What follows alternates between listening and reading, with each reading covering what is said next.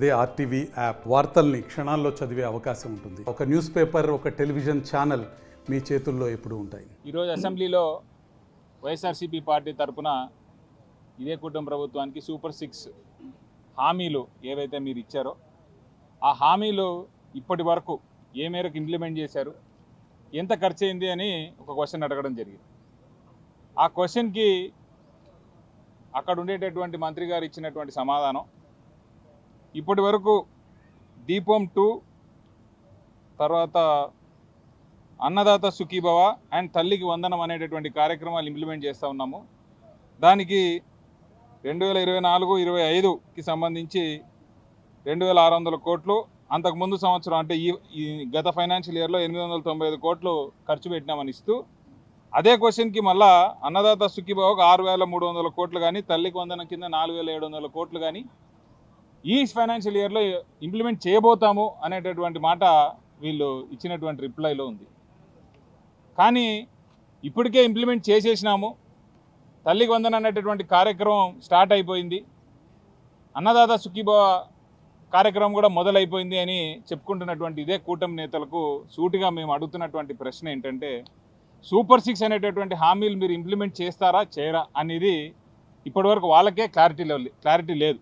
ఎందుకంటే ఇంతకుముందు పెన్షన్స్ మీద మాట్లాడిన విధంగా ఎన్ని పెన్షన్లు ఉన్నాయి, ఎన్ని పెన్షన్లు ఇద్దామనుకుంటున్నారు అని అడిగితే ఒక్కొక్కసారి ఒక్కొక్క రకమైనటువంటి సమాధానం ఇవ్వడం.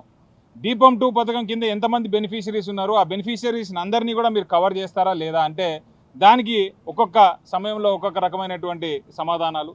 మరి తల్లికి వందనం అనేటటువంటి కార్యక్రమం ఇంకా మొదలు కాలేదు అని కానీ, ఫీజు రీయింబర్స్మెంట్కి సంబంధించినటువంటి మేము చేసినటువంటి పోరు చూసిన తర్వాత కూడా వీళ్ళు ఏ రకంగా మాట మెదపకుండా పెదవి విప్పకుండా అక్కడ ఉండేటటువంటి తల్లులందరినీ కూడా వీళ్ళు మోసం చేస్తూ, చదువుకుంటున్నటువంటి స్టూడెంట్స్ని, వారి జీవితాన్ని, వారు రాబోయేటటువంటి ఫ్యూచర్ మీద దెబ్బపడే విధంగా వీరు చేస్తున్నటువంటి కార్యక్రమాలు కానీ ఏ రకంగా కూడా మంచిది కాదు.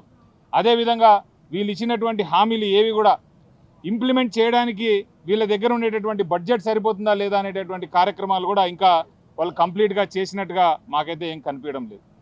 ఎప్పుడు అడిగినా కూడా ఆ స్కీమ్కి సంబంధించినటువంటి మొడాలిటీస్ని మేము ఇంకా పరిశీలన చేస్తూ ఉన్నాము, వాటికి ఒక రకమైనటువంటి కార్యాచరణ మేము తీసుకొస్తామని చెప్తారు తప్పితే ఫలానా రోజున ఫలానా స్కీమ్ మేము ఇంప్లిమెంట్ చేయగలుగుతాము, ఫలానా మందికి మేము ఆల్రెడీ ఐడెంటిఫై చేసినాము, ఫలానా మందికి ఇన్ని వేల కోట్ల డబ్బు మేము రిలీజ్ చేస్తాము అనేటటువంటి మాట ఈ రోజు వరకు ఇప్పటి వరకు కూడా వారి నోట రాకపోవడం చాలా దురదృష్టకరమైనటువంటి అంశం.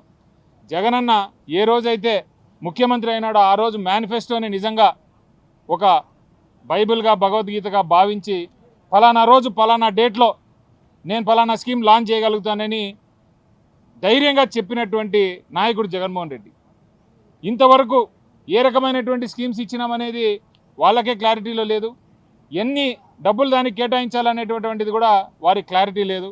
మరి ఎప్పుడు ఇంప్లిమెంట్ చేస్తారన్న కనీసం మేము క్వశ్చన్స్ అడిగితే కూడా దాన్ని దాటేసే విధంగా ఈరోజు కౌన్సిల్లో సభ జరగడం చాలా దురదృష్టకరంగా ఉంది.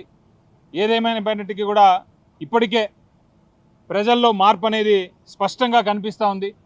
నిన్న జరిగినటువంటి తెనాలికి మా మాజీ ముఖ్యమంత్రి గారు, మా నాయకుడు జగన్మోహన్ రెడ్డి గారు వెళ్తే అక్కడ లభించినటువంటి ప్రజల స్పందన చూస్తే నిజంగా ప్రజల్లో ఏ రకమైనటువంటి మార్పు.